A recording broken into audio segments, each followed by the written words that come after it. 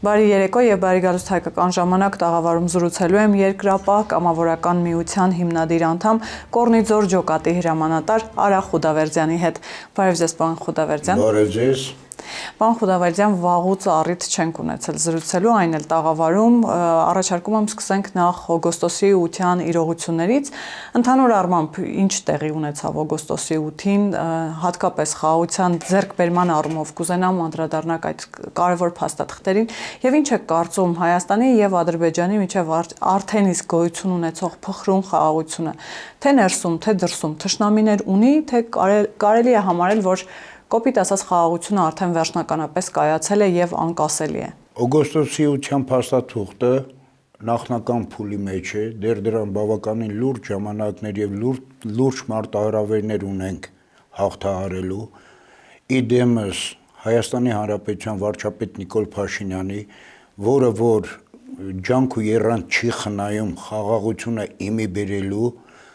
խաղաղությունը հաստատելու եւ խաղաղությամբ ապրելու եւ ապրեցնելու հանրապետությանը եւ հարևան երկրներին, որոնք որ ընդդեմ խաղաղության կողմ ոհմակային գործընթացների եւ Հայաստանի տապալման համար ատամները սրած կանգնած են եղել միշտ եւ առայժմ։ Իմ հետևողական դիտարկումով առ այսօր, որ ընդհանուր տարածաշրջանը գտնվում է պատերազմական հրթիռակոծման կարգավիճակում, որը շատ դաժան պատերազմի կարգավիճակ է, ԱԹՍ-ների եւ հրթիռակոծումների, որտեղ որ ամեն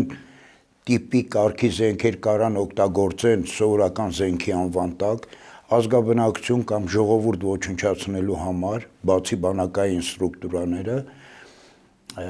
ի շնորհիվ մեր վարչապետի նա կարողացավ այդ փխրուն խաղաղության ուրվագիծը պահել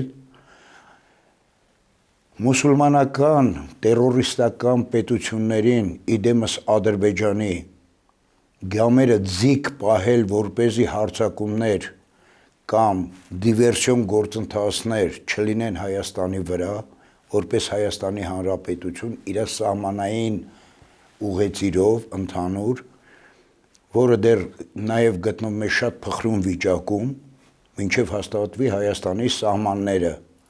ունենանք պետական սահմանները լիարժեք, թե հյուսիսարևելյանում, թե հարավարևելյանում, թե ընդհանուր Հայաստանի շուրջ։ Իմ կարծիքով գործընթացը կգնա այսպիսին, որտեղ որ բալանսային փոփոխություն է լինում, Ռուսաստանը փոխարինվում է Ամերիկայով, եվրոպական որոշ երկրներով, դա ի օգուտ, ի նպաստ, ի բարենպաստ է Հայաստան պետությանը եւ հայ ժողովրդին։ Նախկինում մենք ունեցել ենք ոչ թե խաղաղության սիմվոլիկ սինդրոմ, այլ ունեցել ենք պերեմերիկ վիճակ մինչև 20 թվականը, պերեմերիկ վիճակի զոհերը 94 թվականից ի վեր ճակերտավոր խաղաղ պերեմերիկ վիճակում ավելի շատ են եղել դիրքային կրակոցներից, քան բուն պատերազմում։ Եթե մենք վերցնում ենք 94-ից 20 թվականի զոհերը, որը մենք ունեցել ենք պերեմերիկ վիճակում դիրքերում, անկախ այն բանից, թե զոհը ինչպիսին է եղել, գնդակի զոհ է եղել անկախ բոլոր երևույթներից։ Իսկ վերցնում ենք 20 թվականից ի վեր բանակի վերափոխումների, նորամուծությունների, նոր զենքերի ներկրումը դեպի հայոց բանակ, բանակի կարգավիճակի փոփոխությունների, պայմանագրայինների ակտիվացնելու, բանակային ստրուկտուրայի մասին է խոսքս, ոչ թե կամավորական պայմանագրայինների, պայմանագրայիններին հաշվենք բանակային կցորդ, քանի որ նրանք կանգնած են որպես պայմանագրային, բայց պրոֆեսիայով իրանք հայրենասեր են, հայրենատեր են, բայց ոչ զինվորական մասնագիտությամբ։ Իսկ բանակի օր-օրի պրոցեսները զարգանում են,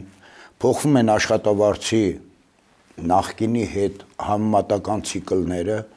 աշխատավարձի բարձրացումը արդեն առաջ է գալիս ամեն մի զինվորականի կարողության քննություն հանձնելու եւ աշխատավարձը բարձրացնելու սահմանում, այդ պարագայում չի ֆիքսվում խնամի, քավոր, բարեկամ, կարգախոսը, այսինքն գնալով երբ անձը ինքը իր վրա աշխատում է եւ կարողանում է բուն զինվորական թե մտավոր, թե ֆիզիկական կեցվածքը ընդունել, նրա մոտ արդեն պաշտպանի հոգեբանությունը եւ գործընթացը ավելի է մեծանում։ Այս առումով Փառք վարչապետին, որը կարողացավ այս սիստեմը ներդնել եւ առաջ տանել, որը որ բախվում է շատ երևույթների, շատ բարձրաստիճան ղեկավարների, բանակային ղեկավարների մասին է խոսքս, հետ, որոնք որ երբեք չէին ցանկանա բանակում այդ երևույթները նորամուծությունների առումով տեսնել։ Ու ժամանակների մեջ մենք կունենանք պրոֆեսիոնալ բանակը, լիարժեք, իսկ պրոֆեսիոնալ բանակը դա արդեն իր գործողությունը կատարի իր պրոֆեսիոնալիզմի մեջ, իսկ ռազմաքաղաքական եւ քաղաքական միջամտությունները կանեն իրենցը, որը կբերի ավելի որակի։ Պարոն Խուդավերդյան, նախքան բանակին անդրադառնալը, իհարկե դրան էլ կանդրադառնանք, կուզենամ խոսենք նաև TRIP նախագծի մասին։ Գիտեք, որ Ամերիկայի Միացյալ Նահանգների եւ Հայաստանի միջև նաև ստորագրվել է փաստաթուղթ TRIP-ի հետ կապված։ Ընդհանուր առմամբ, որքան էլ որ TRIP-ը տնտեսական պրոյեկտ է, բայց ինչ է կարծում, անվտանգային առումով այն ինչ է տալիս Հայաստանի Հանրապետությանը, եւ քանի որ TRIP-ի շուրջ քննադատությունները հատկապես ավելի շատ են, քան դրական մոտեցումները, ինձ հետաքրքիր է ձեր մոտեցումը։ Ինչ նշանակում է Հարցը դնենք այսպես, ում ձեռ չի տալիս TRIP-ի կյանքի կոչելը։ Իսկ ում ձեռք չի տալիս։ Ձեռ չի տալիս այն մարդկանց, ովքեր որ առ այսօր երկիրը եւ ատամներով են կրծում թալանում եւ իրենց ձեռն ընկած հնարավորությունները օգտագործում են երկրի թալանելու, երկրին պետությանը առաջ խաղացմանը արգելանք հանդիսանելու գործնական։ Այսինքն, երբ ուզում ես երկիրը թալանվի եւ երկիրը չհզորանա, տուր օլիգարխիային պետություն, տուր հանցավոր կլանին պետություն, որոնք որ չունեն ազգային պատկանելության սկզբունք, պետականության սկզբունք, կոսմոպոլիտ են։ Իսկ կոսմոպոլիզմը երբեք թույլ չի տալիս ազգ, ազգային պատկանելություն, պետություն, պետականություն, պետականության պաշտպանություն, ինստիտուտների առաջ բերում, հզորացում։ Մեզ, որպես Հայաստան պետություն 20 թվականի պատերազմից հետո օդ ու ջրի պես անհրաժեշտ է TRIP-ի կազմակերպությունը ունենալ ի հակակշիռ ռուսական պետության, որը որ 20 թվականին ապացուցեց, դրված է հայոց գենի ոչնչացում, 20 թվականին օպերացիա Black կայծակնային պլանով նրանք 10-րդ օրը պետք է լինեին Երևան քաղաքում, Երևան քաղաքը մոխիրների մեջ, բայց փառք մեզ, փառք հայոց բռունցքին, փառք հայ զինվորին, որը որ 10 օրվա օպերացիան վերածեց 44 օրվայի եւ նրանց մուրազը փորները մնաց։ Դա Լավրովյան պլան B-ներ նաեւ գալիս, որից հետո ամսի 15-ից մինչև 17-ը թուրք-ռուս, թուրք-ադրբեջանական հրամանատարական որս օպերացիան կիրառեցին, ու եթե վերցնեք, նայեք հրամանատարների զոհվածության չափը ինչքան է այդ օրերին, որից մի վիրավորն էլ ես եմ որպես հրամանատարի, դա էլ իրենց համար բարենպաստ պայման չստեղծեց, թեկուզ ներսով եւ թշնամով ամեն ինչ համատեղ կոնտակտային մեր դեմ կատարվում էր, հրթիռակոծման առումով, ոչ թե կրակելու կամ գնդակային ոչ մի բան չկար, հրթիռն էր գնդակը անհատի համար։ Մենք դրանից էլ դուրս եկանք։ Հիմա մենք լավ հասկանում ենք, որ 20 թվականին մենք մարտնչել ենք աշխարհի դեմ, բայց 20 թվականից հետո բևեռացումներ տեղի ունեցավ աշխարհի բոլոր ուժերի, ովքեր սառը կամահրանքով նայում էին, թե ինչպիսին կլինի մեր վիճակը, հայ ազգը կգոյատևի, թե չի գոյատևի, ինչպիսի մնացուկներ կմնան, որ սարքեն յենիչերներ։ Բայց իդեմս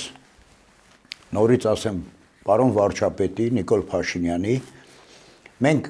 կարողացանք մեծ դժվարությամբ դանդաղ, բայց վստահ քայլերով նաև դուրս գալ այդ իրավիճակից։ Հիշեք, 20 թվականին հարձակվեցին պետական կառույցների վրա, սամասուդ էին արել ըստ իրենց Արարատ Միրզոյանին, որը այդ պահին երկրի թիվ 1 սահմանադրորեն ներկայացուցիչներ, ազգային ժողովի նախագահ, փորձում էին գտնել եւ ոչնչացնել վարչապետին, հրապարակային ելույթներ եղան վարչապետ տեղը տասա գանք վիզդ կտրենք, որպեսզի իշխանությունը փոխանցվի ռուսական թևին, իդեմս Քոչարյան Ռոբերտի, Ղարաբաղյան կլանի եւ չերևացող հակահայկական ուժերի, որոնք որ ի հայտ եկան 20 թվականին բազմաբնույթ նստացույցեր, պլանից մարդ մահացավ, Պերեդազիրովկից ու իրենց բոլոր հակապետական քայլերով, որը որ փորձում էին մեզ հրամցնել որպես իշխանափոխություն ընդդիմադիր կեցվածքի, բայց չէին ասում, որ առյուծի հետևին նապաստակն է դուխով խոսում։ Պարոն Խուտավերդյան, եթե այսպես գանք մեր ժամանակներ, ասած 20 թվականից այս կողմ, հիմա էլ է Ռոբերտ Քոչարյանը հավակնում գալ իշխանության, հիմա էլ է ինքը Ուրեմն պլան Բեն Լավրովյան ես անիմաստ չֆիքսեցի, առ այսօր Ռուսաստանը բոլոր տիպի հակապետական, որտեղ դրված է թիվ 1-ը Նիկոլ ժողովուրդ դամի հարթությունը կամ նրան, որը չեն ընդունում, որ ժողովուրդը ընտրել է Նիկոլ որպես հայացի Հայաստանի Հանրապետության ղեկավար, երկրորդ ֆակտորում 5-րդ շարասյունը եւ իր բոլոր արբանյակները նետել է դաշտ, այն արբանյակները, որոնք պատրաստ են փողի համար իրար կոկորդ կրծելու, երկիրն իրանց համար ուղղակիորեն ռասխոդնի մատերիալ, ինչպես Արցախը լուծարվեց 22 գումարած եւս մի քանի հոգի որոշում կայացրին եւ լուծարեցին Եվլախյան հանդիպումից հետո այդ ուժերը նույնպես կվարվեն Հայաստանի հետ, ինչի համար Հայաստանի հետ ավելի հանգիստ կվարվեն, որովհետեւ իրանք արմատ չունեն այստեղ գծած։ Եթե հայաստանցիները այրուն ու միս տվեցին Ղարաբաղյան պատերազմի ժամանակ, ավելի շատ ղարաբաղցի եղան, քան թե իրանք, որոնք որ եթե իրենց հայ եւ հայաստանցի էին զգում, 23 թվականի ջերմուկյան դեպքերի ժամանակ թող դրանցից մեկը կամ անդամագրվեր զենք վերցներ, կամ միավորվեին, ինչպես ժամանակին Ծառուկյան Գագիկը պատերազմի ժամանակ մեքենաներ, բատալյոններ ստեղծեց Արարատ Աբովյան ճանապարհի վրա վերև ներքև անելով, բայց մարտակից չհասնելով, գոնե նման ձևական շոու անեին։ Մենք գիտեինք, մենք բոլորս գիտեինք, որ մենք կռվում ենք Ղարաբաղի համար, բայց եթե Հայաստանին բան լինի, Ղարաբաղից ոչ մեկ մեր համար չի կռվելու, չի կանգնելու մեր կողքին։ Կարող է լինեին թաքուբիր անհատներ, դա չի նշանակում, որ Ղարաբաղյան կլաններ, որը ունի հզորություն, ֆինանսական, մեծ մարդկային պոտենցիալներ, կարա գնի եւ վաճառի։ Ղարաբաղ վերադարձ հնարավոր է, որովհետև հիմա նույն Ռոբերտ Քոչարյանը խոսում է Ղարաբաղ վերադարձի հնարավորության մասին, արցախցիներին նման խոստումներ է տալիս, հնարավոր է վերադարձ։ Դա ինտրիգա քաղաքական, հնդեվրոպական կտեր, որը տալիս է, Ռոբերտ Քոչարյանը բավականին ուժ ունի իր կողքին, բավականին ուժ ունի, որ եթե ինքը ուզում է Ղարաբաղի հետ վերադարձ, ինքը թող այդ ուժերը նետի պատերազմի դաշտ Ադրբեջանի տարածքում, փառք ասուն լեզուն գիտեն ադրբեջաներեն, հենց չի որ մեր պես մենակ գիտեն հայերեն ու մասամբ ռուսերեն, դա ուղղակի խոսք է, որը որ ոչ իրականություն կդառնա, ցանկացողը չեր լքի Ղարաբաղը, սկսեմ ստից, տարածքը չեր լքի, որովհետև այդ տարածքը արդեն հայի այրան էր ներկված։ Ըստ դաշնակցական լեքսիկոնի կասեին այստեղ հայի այրուն է թափվել, հողը հայկական է։ Իսկ Ռոբերտ Քոչարյանը, որ սարքում է քաղաքական քարոզ, դա գլուխը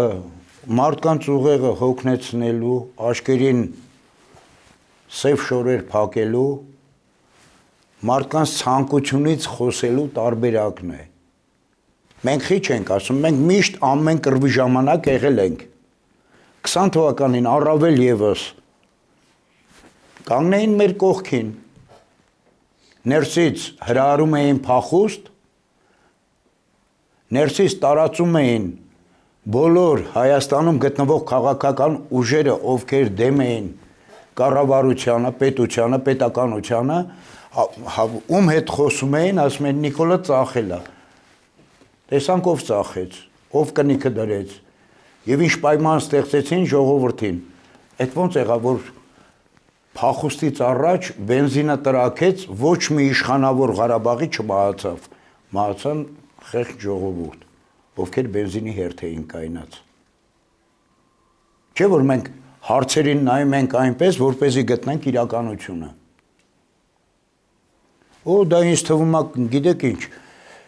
ներկայիս դրությամբ այն հոգեբանությունը, որը տիրում է հայաստանցիներիս մեջ, կապված Ղարաբաղ տարածքին, Ղարաբաղցում, շատ վատ հոգեբանությամբ ենք մենք տրամադրված, որովհետև մենք ձեզ տվեցինք ամեն ինչ, բայց դուք ջարդեցիք մեր 35 տարվա շարժումից սկսած առ այսօր գործընթացը, նվիրվածությունը եւ մեր կյանքի 35 տարին դարձավ 0։ Պարոն Խուդավերդյան, դուք էլ պատերազմի բոլոր պատերազմների բովով անցած մարդ եք։ Պատերազմելն է ավելի հեշտ, թե խաղաղություն կառուցելը։ Ինչի եմ հարցս տալիս։ Դժվարը խաղաղություն կառուցելն է։ Դժվարը խաղաղություն կառուցելն է, որովհետև դու տարբեր քաղաքական ինտրիգների ես բախվում,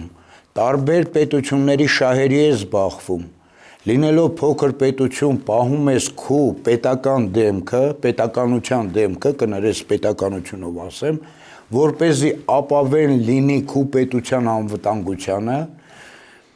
իսկ այդ ընթացքում աշխարհի հզորների, միջինների, հզորների, գերհզորների դեմ դու դառնում ես ռասխոդնի մատերիալ, որ պետությունը կցանկանա, որ քու հետ գոնե 2 բալ ցածր գործընթացի մեջ մտնի, դա դու պետք է արդեն հասկանաս, որ ունես պաշտպան հզորների մեջ, թեկուզ մինչև այն պահը, երբ իր պետական շահը կբախվի քու պետական շահերին կամ քու թշնամու շահերի հետ իր շահը կխոսի։ Ու նորից եմ ասում, գալիս ենք նախկինում, փառք Աստծուն, միջազգային արենայում, միջազգային քաղաքականության մեջ, թատերաբեմում վարչապետը իրեն շատ լավ է դրսևորում եւ իր բոլոր հանդիպումները հզորների, հանձինս 3 հզոր պետությունների Ամերիկա, Չինաստան եւ Ռուսաստան, դրան գումարած մյուս պետությունների, հարակից պետությունների, որոնք որ շատ քիչ լոբինգ ունեն մեծ խաղերի մեջ, միջազգային խաղերի մեջ, Նիկոլը Փաշինյան կարողացավ հասնել այն բանին, որ մեծ պետությունների հետ կարողանա մեր դերն ու դերակատարումը գտնել աշխարհիս վրա, որը չի ասի ներքին քաղաքական կյանքում։ Ներքին քաղաքական կյանքում շատ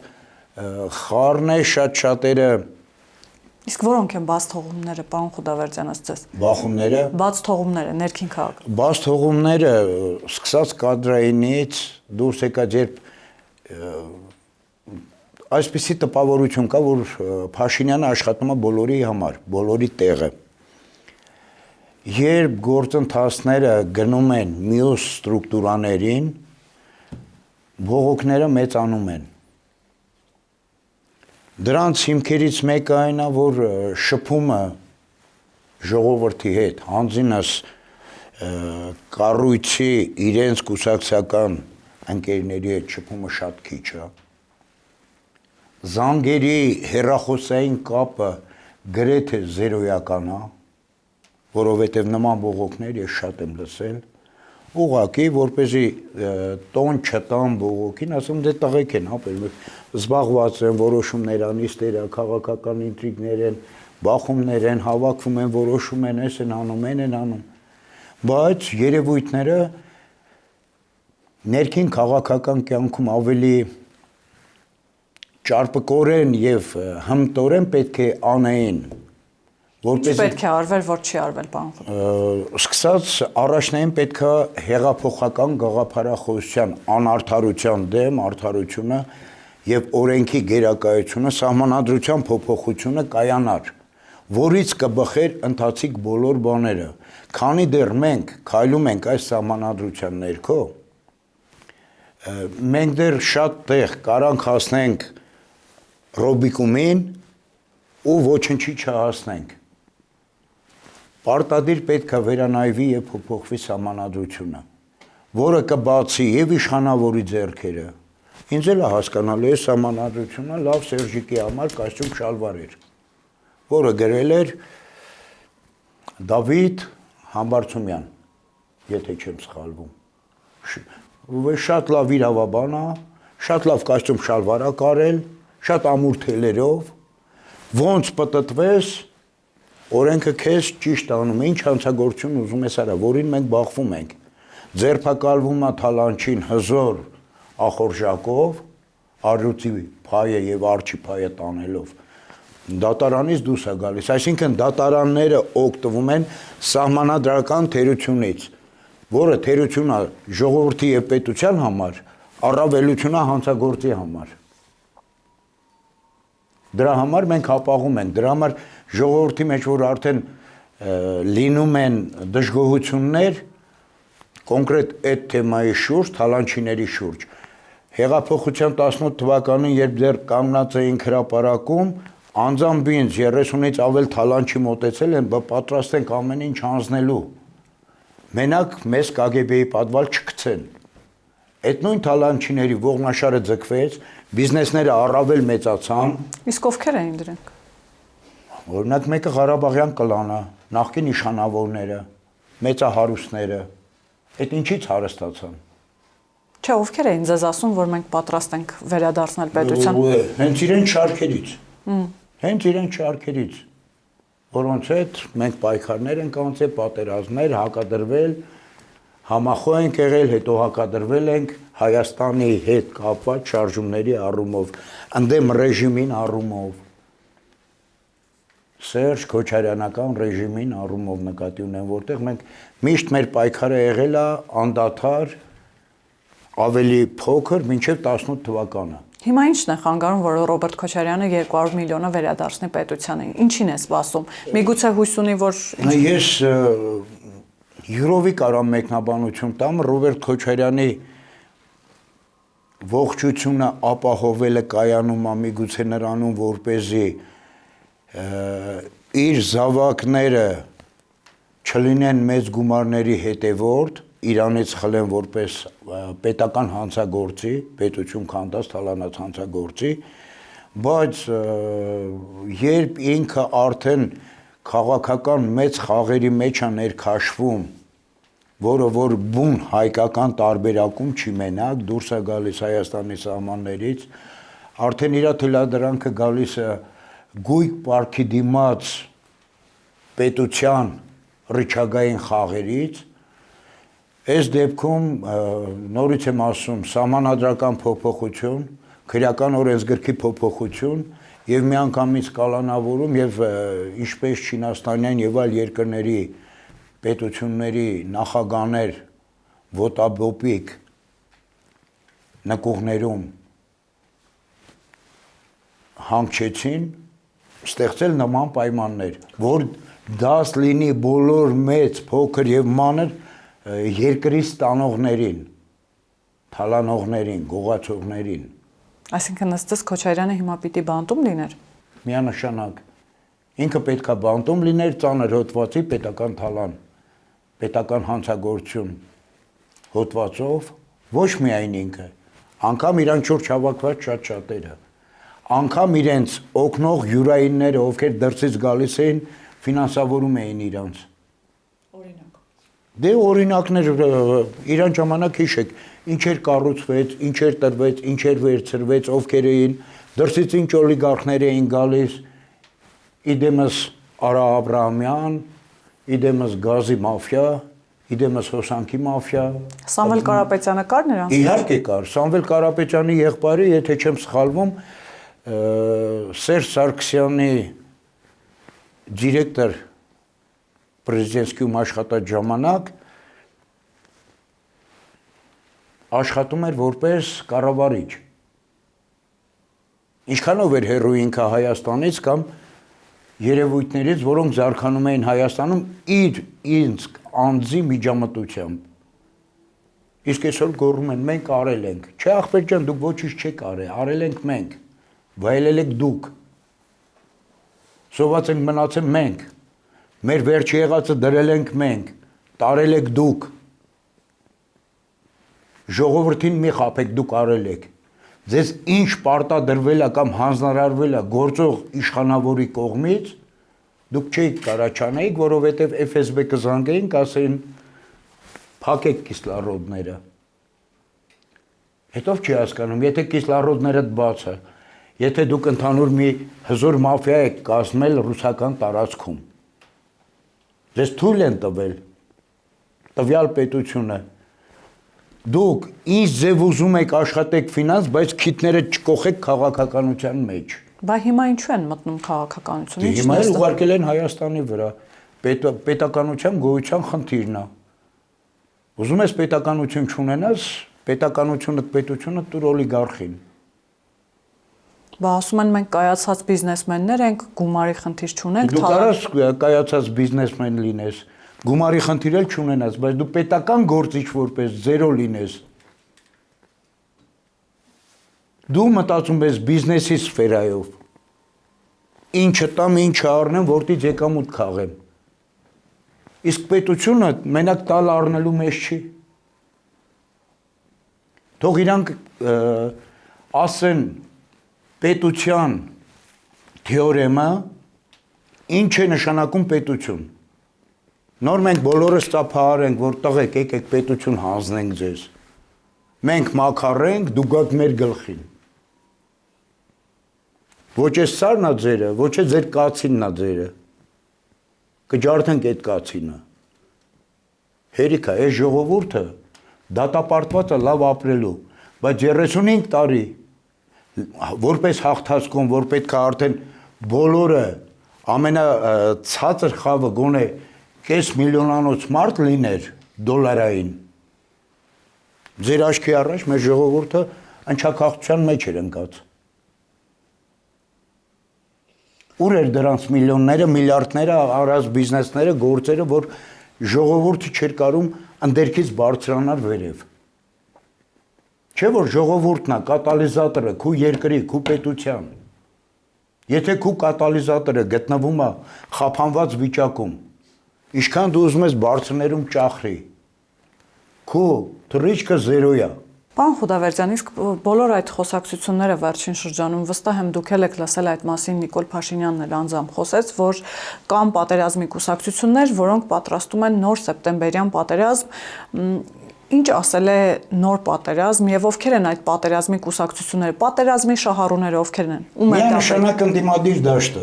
Ինչի է նրանց պետք պատերազմ։ Որովհետև իրենց հարստացումը եւ գոյատևումը եղել է պատերազմի ժամանակ։ Խաղաղ պայմաններում նրանք ի զորու չեն, ի վիճակի չեն երևի գեր հարստանալու։ Ոչ թե հարստանալու, այլ գեր հարստանալու։ Պատերազմը միակ գործոնն է, որ աշխարհի բոլոր երկրներում նախկին հարուստներին, պղինձ արտեններին, ներկայիս օլիգարխներին բերել է գեր հարստացում։ Շատ շատերը կարող է անկում են ապրել։ Բայց հիմնական ոտի վրա կանգնած եւ անպագորգոր գոռացող օլիգարխները գեր հարստացել են ամեն ինչի վրա, ընդհանուր դիակների։ Պարոն Խուդավերդյան, իսկ մեզ Ադրբեջանի հետ հարաբերությունները կարգավորելու խաղաղության հասնելու առումով պետք է երաշխավոր։ Միանշանակ, Քանի որ մենք Ադրբեջանի հետ ինչքան էլ տետատեկ գանք մի իմի վերջին հաշվով մեր ոչ ոքի մեջից ատելությունը, թշնամությունը դուրս եկած չի, պետք է լինի մի հզոր երաշխավոր, որը կարողանա Հիմա նույն բանը առաջարկում են նաև ընդդիմադիրները։ Սամվել Կարապետյանը, Ռոբերտ Քոչարյանը, ով է լինելու այդ երաշխավոր ուժը, որը կարողանա գա եւ երաշխավոր։ Առայժմ ես տեսնում եմ ամերիկյան գործոնը Տրամպի ուղի հասկացության մեջ, որը որ դուրս կմղի լիարժեք ռուսական գործոնին, լիարժեք դուրս կմղի եւ արդեն Տրամպին հաշվի առնելով որպես եւս օլիգարխ բիզնեսմեն,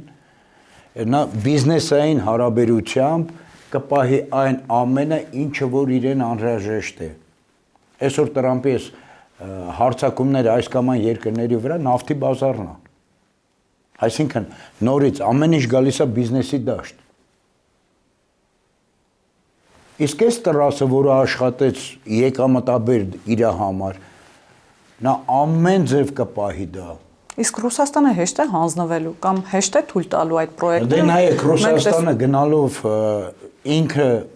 անգիտակցաբար դիրքեր շատ ազիջել, հանձինս ուկրաինական պատերազմը, որը որ օժանդակում է դիրքեր զիջելու գործընթացին, պրինցիպի Վրաստանը ինչքան էլ ասենք ռուսական գործոնա ղեկավարում, բայց իրականում Վրաստանում մի քանի գործոններ են խաղում, որտեղ որ հիմնական գալիս է բիզնեսային գործոնը առաջնային, որը որ գրեթե կապ չունի Ռուսաստանից ներմուծված ապրանքների հետ։ Կամ թուրքական, կամ Պարոն Խոդավերդյան, ինձ ավելի շատ հետաքրքիր է Ռուսաստանը ինչ քայլերի կարող է գնալ, որպեսզի թույլ չտա այդ նույն թրիփի մասով, գիտեք, թրիփի դեմի։ Ռուսաստանը որպես սապոգային պետություն, նա ամեն ինչի կարա գնա, ամեն ինչի, այն որ մեր մտքով չի անցնում անգամ։ Օրինակ։ Ներքին դիվերսիայի, հայերի ձեռով, Ռուսաստանը վերցրեք ճակերտավոր ընդդիմության ասածը, վերածենք գլխաքանակի մարդկային, հաշվեք այդքան հակապետական ներդրումներ ունի հակահայկական, որպես Հայաստան պետություն, հակահայկական, հակապետական ներդրում ունի Հայաստանում։ Մի մոռացեք, այս վերջի շարասյունը սպանությունների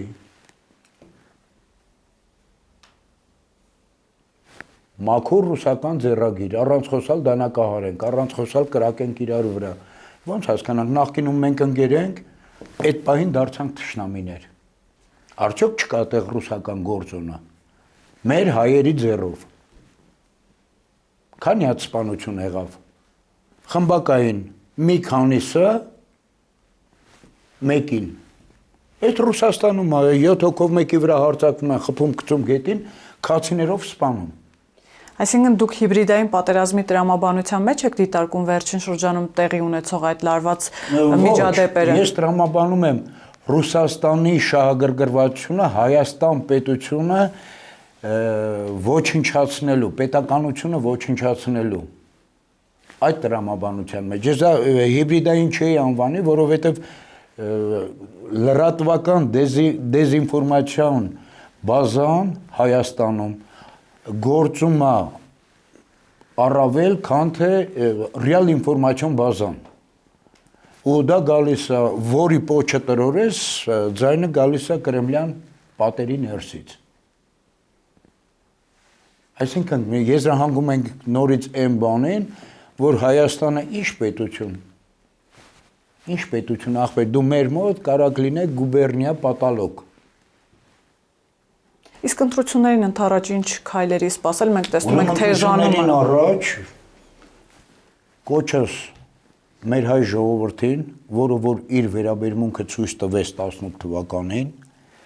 բացառությամբ նրանց, ովքեր որ ինաշիմի վաշիմի էին խաղում, եւս մի անգամ ժողովուրդ դուք չեք շփոթվելու, ինչպես պաշտպան եղել եք Փաշինյան Նիկոլին եւ իր կուսակցությանը, ինչպես այդ կուսակցությունը առ այսօր շարժվել է անձի դեմքով, ոչ թե ընտրել են այս կամ այն պատգամավորին, այլ ընտրել են Նիկոլ։ Մեկը ես ընտրել եմ Նիկոլ, այդ ցուցակը ընտրելով։ Չեմ էլ նայել ցուցակում ովքեր կան։ Նույն ձև, նույն տրամաբանության մեջ շարունակեք ժողովուրդ ջան։ Մեր պայքարի գագաթնակետային հաջողությունը կայանալու է նրանում, երբ հայ ժողովուրդը իր ընտրությամբ ցույց տա Հայաստանում գործող օպորտունիստ ընդդիմադիրներին, որոնք որ ամեն պահի պատրաստ են Ղարաբաղի պես Հայաստան պետությունը կամ չեզոքացնելուն, բոլորիս պանդուխ սարքելով հանդերձ, կամ գցելով Ռուսաստանի ոտերի տակ, որպես գուբերնիա։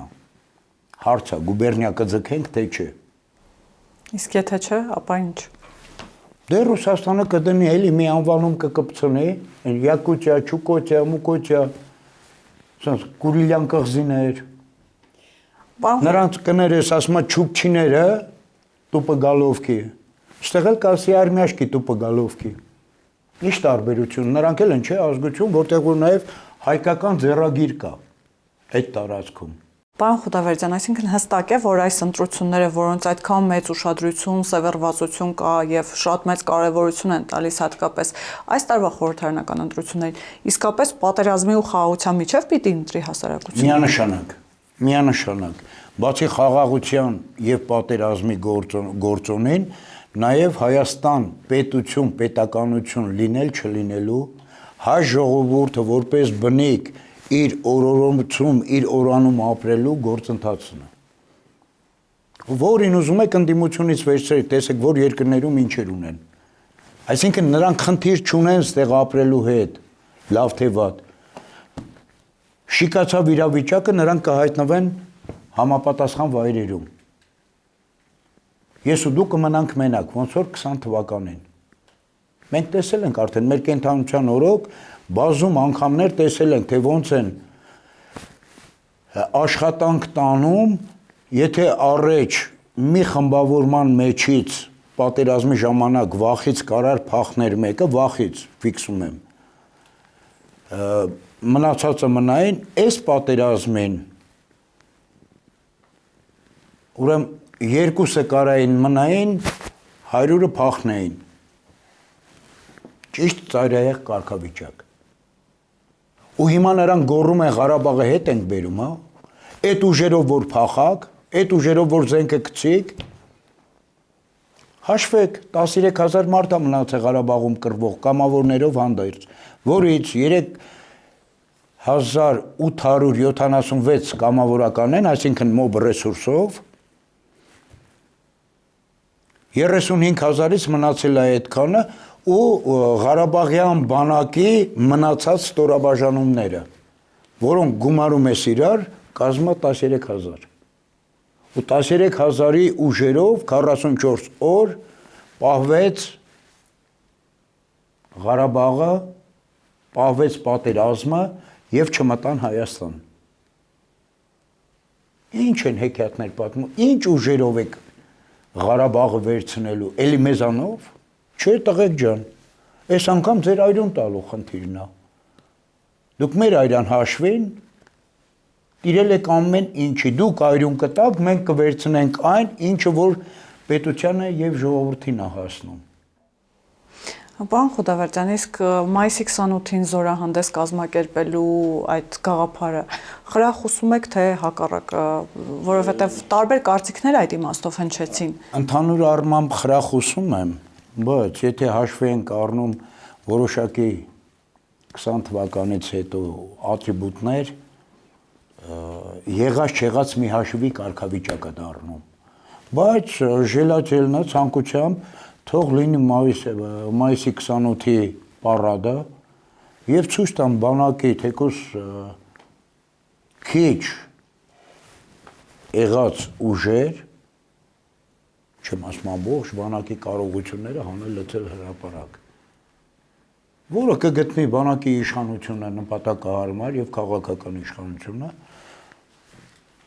շնորհանդես արվի, ինչը, եթե հաղթանակը ունի շնորհանդես, պարտությունը չունի շնորհանդես, չէ որ պարտությունը ոչ միայն պարտվողներին էր, նաեւ մինչեւ վերջ կռվողներին է, որոնք զենք չգցեցին եւ չփախան դաշտից։ ի պատիվ այդ ուժի թող լինի շնորհանդես, ինչու՞ չէ։ Իսկ մեր բանակը մեջ կուղղել է, ինչ եք կարծում։ Դեռ ժամանակ շատ ունենք, բայց հիմա լավ վիճակում ենք։ Հստակ խաղաղության ենք գնում, պարոն Խուդավերդյան։ Դանդաղ հաստատուն քայլերով գնում ենք դեպի խաղաղություն։ Դեռ մեր այնքան տարաբնույթ մարտահրավերներ են սպասում, որ մենք անգամ կարծիք չենք կազմում ինչ կլինի եւ ինչպես մենք կշրջանցենք, ինչպես տակից դուրս կգանք։ Բայց մենք աշխարհի կողմից, նաեւ աշխարհի հարևան պետությունների ներսի թշնամու եւ աշխարհի կողմից ունենք մարտահրավերներ։ Եվ վերջում, քանի որ խաղաղության հիմնական շահառուները, որքան էլ որ դրսում փնտրենք Ադրբեջանն է եւ Հայաստանը, ադրբեջանցի ժողովուրդն է ու հայ ժողովուրդը։ Ինչ է կարծում, Ադրբեջանում նաեւ կա այդ ընկալումը եւ իրենք էլ ուզում են գնալ։ Միանշանակ, քանի որ ամեն մի պատերազմի առաջի դժողը ժողովուրդն է, իսկ ժողովուրդը չի կարա չունենա խաղաղության տրամաբանությունը։ Եթե ունի պատերազմի պաշտպանելու, պաշտպանվելու, հարձակվելու տրամաբանությունը, 20 թվից հետո Ադրբեջանը քիչ զոհեր չի տվել, ասեմ իմացեք, այն ինչ իրանք հայտարարում են, դա միֆ է։ Դա միֆ է։ Ադրբեջանը տվել է բազում զոհեր, ու ժողովուրդը Ադրբեջանի չի կարա դեպի խաղաղություն չձգտի։ Ինչպես մեր ժողովուրդը, որ արդեն մեր աչքի առաջ ժողովուրդը դեպի խաղաղություն վազքով է գնում։ Իսկ դեպի պատերազմ անեծքով։ Նույնը Ադրբեջանին է պետք է լինի մայր ծնել, զինվորը, այն երկրի զինվորն է, մենք մեր երկրի զինվորն ենք։ Երկուսս էլ մայր ծնե, ընտանիքներ են, համայնքներ են ու պետությունում նույնը այնտեղ հարուստների, իշխանավորների երեխեք չեն զոհվում, զոհվում են սովորական ժողովրդի երեխեք։ Հարուստներն ու օլիգարխները փողն են գցում, տեղ կհասնի թե չէ, կզինեն թե կհագցնեն թե չէ, թքած ունենան, իսկ զոհողը կզոհվի։ Դրա համար ամեն պատերազմին պարտադիր առաջի գիծ պետքա գնա օլիգարխիան, թեկուզ ոչնչացման վիճակով։ Ու կլանային համակարգում եղած բոլոր տիպի ուժերը պարտադիր հատուկ ջոկատայինների հսկողության ներքո, ինչպես Բաքուն է անում, ամեն մի գնդի հետևին հատուկ ջոկատայիններին շարումը հետ նահանջելուց գնդակահարում են։ Նոր բանակը, կամավորը, այսինքն հայրենիքի համար նվիրյալ կանգնածները ամենավերջում պետքա դուրս գան։ Այդ ժամանակ կասեմ հալալ օլիգարխին, որ այս հողից կերավ ու կանգնեց, զոհվեց հողի համար, պետության, պետականության համար, մատաղ եղավ պետականության գոյատևմանը։ Շնորհակալ եմ, պարոն Խուդավերդյան, զրույցի համար։ Խնդրեմ։ Հիշեցնեմ, որ զրուցակիցս Արա Խուդավերդյանն էր, կհանդիպենք։